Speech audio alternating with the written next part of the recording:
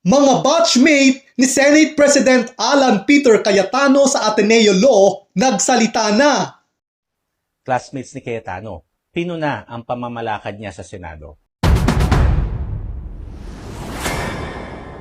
Senator Bato de la Rosa umami na kay Jessica Soho sa dahilan ng biglaan niyang pagsulpot sa Senado.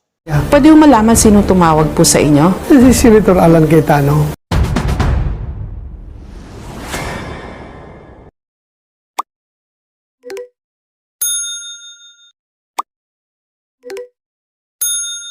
Disclaimer: no copyright infringement intended. All photos and videos credit goes to the rightful owners. Photos and videos are for reaction video purposes only.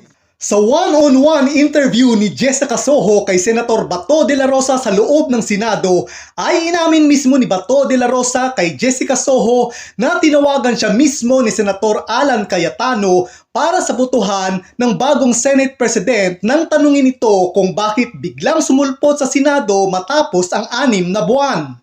Dagdag pa ni Bato de la Rosa na kapag hindi siya dumating ay hindi nila makukuha ang bagong liderato ng Senado dahil siya ang ika-13 bilang ng boto. Ayon pa kay Bato de la Rosa na kung alam niya lang na may nag-aabang na huhuli sa kanya ay hindi na lang siya pumasok sa Senado. Bato, inamin na pumasok lang para i-install si Cayetano as Senate President. Merong interview si Bato with Jessica Soho. Doon, inamin niya na kaya lang siya pumunta sa Senado ay para patalsikin si Tito Soto at i-install si Cayetano as Senate President. Sabi niya, tinawagan daw siya ni Alan Peter Cayetano at kinumbinsi siyang pumasok dahil siya daw ang 13th vote. Kung alam daw niyang may warrant of arrest siya, hindi daw siya papasok. Nung sinabi niyang pumasok daw siya dahil nahihiya siya sa bayan, nako, kasinungalingan talaga yon. Hindi pala bayan ang dahilan ng pagpasok niya.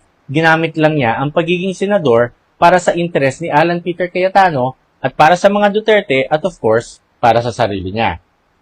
After niya ma-achieve ang kanyang mission, nagawa na niyang Senate President si Cayetano, nagtago na naman siya. Hindi na naman nagtatrabaho bilang senator, habang patuloy din kinukolekta ang sweldo galing sa taong bayan. Dagdag pa ni Attorney Carlo Ibanez na malinaw na si Bato de la Rosa ay hindi senator para sa bayan, kundi senator siya para kay Alan Peter Cayetano at sa mga Duterte at sa sarili niyang interes.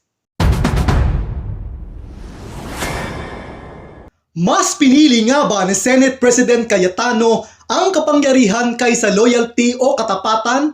Ito ang naging opinyon ni Attorney Carlo Ibanez. Alan Peter Cayetano, pinili ang kapangyarihan kaysa sa loyalty? Akala ni Alan Peter Cayetano, master strategist siya. Pero ang totoo, na-outplay siya ng sarili niyang greed and ambition. Sa kagustuhan niyang to stay in power, wala sang choice, kundi pakitang fair siya at hindi niya hinaharang ang impeachment. Kaya napilitan siyang i-convene ng impeachment court kahit kontra ito sa gusto ni VP Sara. What he doesn't know is yan ang trap. Kasi yan naman talaga ang gusto ng mga nagpo-push ng impeachment. Ang makonvene agad ang impeachment court para tuloy-tuloy na ang impeachment process. Kung tutuusin, mas magulo pa nga sana kung pinilit pang palitan ang Senate leadership ngayon. Delay pa yon, kaya hinayaan na lang munang manatili si Alan.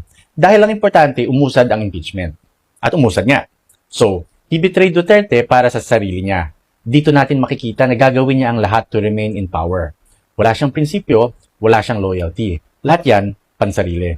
Marami nga ang nanawagan na mag-resign si Cayetano bilang Senate President at may ugong-ugong pa na balita na papatalsikin siya bilang bagong Senate President. Pero sabi ni Cayetano, ito ay pamumulitika na kaya dapat daw ay ipasantabi na ang pamumulitika lang. Para naman sa akin, ito ay isang kahipokrituhan ni Alan Cayetano dahil politika ang dahilan kung bakit siya naging Senate President. Unang-una, hindi naman siya inilagay bilang Senate President ng aksidente lang. Para makuha ang kontrol sa Senado ay inilagay siya dyan para kontrolado nila ang impeachment process at para rin protektahan ang mga kaalyado nila katulad ni Bato. Politika ang nagbigay sa kanya ng kapangyarihan tapos ngayon na may ugong-ugong na balita na siya ay patatalsikin bilang bagong Senate President ay sasabihin niya na ipasantabi ang politika? Hindi ba ito isang kahipokrituhan? Ipasantabi ang politika. What a hypocrite, no? Dumating pa ngayon sa punto na ang mga batchmate ni Cayetano sa Ateneo Law ang mismong pumupuna na sa kanyang pamamalakad sa Senado. Naglabas nga ng statement ang mga ito. Payo nila kay Cayetano na igalang ang konstitusyon and to reflect on the law. Classmates ni Cayetano, pinuna ang pamamalakad niya sa Senado. Naglabas ng statement ang mga classmates and batchmates ni Alan Peter Cayetano sa Ateneo Law.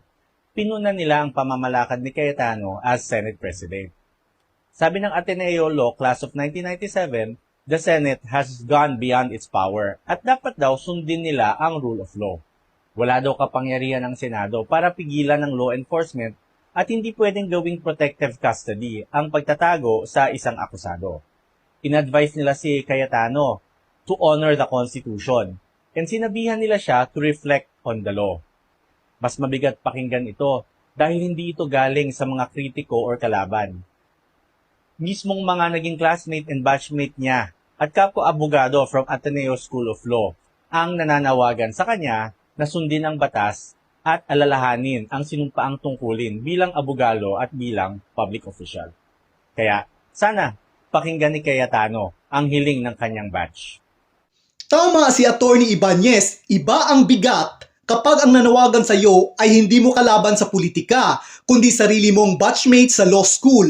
Mga taong dumaan sa parehong aral, parehong disiplina, parehong panunumpa at parehong obligasyon bilang opisyal ng korte. Nakakahiya naman talaga maging isang Ateneo Law graduate kung si Alan Cayetano ang pamantayan ng isang graduate sa kilalang paaralan. Ngayon mo talaga malalaman na wala sa paaralan ang pagiging mabuti, matino, at makabayan na abogado sa Pilipinas. Kayo, ano ang masasabi ninyo sa issue na ito? Share your thoughts by commenting below. Kaya subscribe na para ma-notify at ma-update ka sa mga susunod na mga videos. Salamat! Please like, share, subscribe, and hit the notification bell. Thank you.